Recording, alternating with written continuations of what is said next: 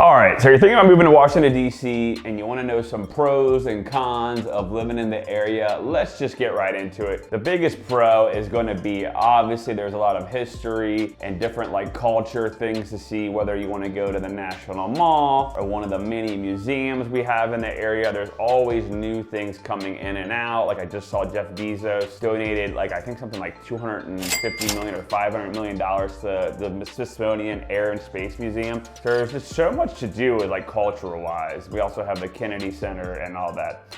It's a great city if you're into bikes. It's a very bike friendly city. They have a great bike rental program where you just hop on a bicycle, ride around, all that stuff. It's a good walking city too, as far as Georgetown, or you want to hop on the mass transit and get on the metro, all those type of things. The city is definitely perfect for that. I know a ton of people that live in the city that don't even have a car, never had a car. Dude, where's my car? Very diverse area, probably one of the most diverse areas in the country. That is definitely a big pro of the area. Another thing that's probably the best pro about living in DC is it's a very stable job market. Being in real estate, I always tell people, look, if the DC area goes down, the rest of the country is going down, because that means the government went down. So we have so many, we just have so much government jobs, to government contractors, to lobbying, to all kinds of different firms in the area. We're a very tech-driven area as well. Amazon just moved their new headquarters over to Arlington, which is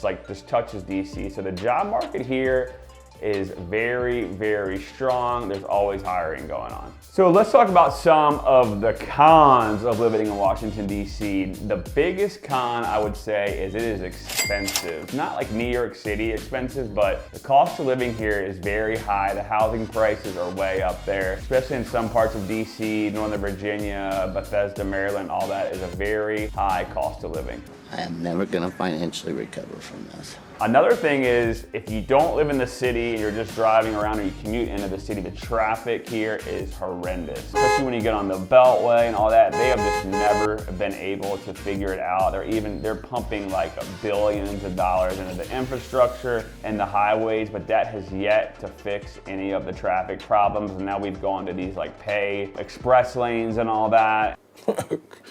Okay. And there's a lot of that in the area. So the traffic can be pretty horrendous. So that's why I say if you're gonna work in the city, it's best to either have an at-home job or, you go in a couple days a week, or something where, you just live in the city and you can just ride the metro or an Uber to your job every day. Plenty of people do that to the Pentagon, all those places. Another thing that I will say a lot of people don't mention is, this is a really transient area. So people are constantly moving in and out all the time. So you don't really get a good, we have a good local vibe, but it's not 100% where you would go to I don't know, I'm gonna Pittsburgh, and everyone's a Steelers fan, everyone's a Pirates fan, and everyone's from Pittsburgh their whole life. It's not like that here. People are from all over the different areas, and so you kind of get neighbors that move a lot and stuff like that. So it is kind of hard, I'm not gonna lie, to keep some long-term friendships. People do move in and out, especially when they work for the government or the military. Here's to good friends. Cheers. Cheers. They get transferred in and out all the time. And then the other thing is, which is funny, is the weather here.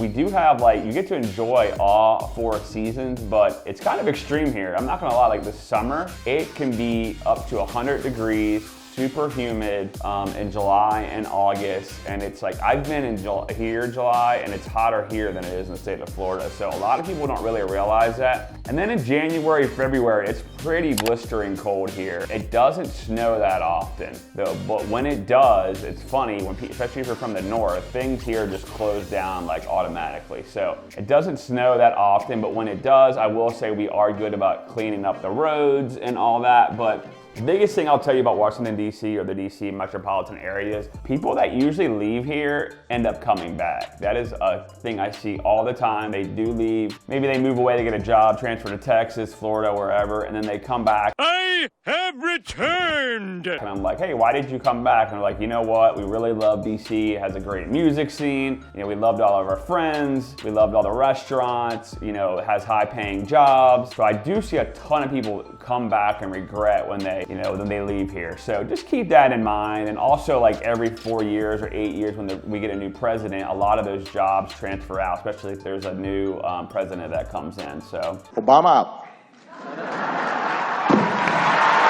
Those are my pros and cons list. Subscribe to this channel if you want some more Virginia, Washington, D.C., and Maryland information. I'll keep pumping them out. Comment below any other pros and cons you can think of, and I will talk to you later. Subscribe as always.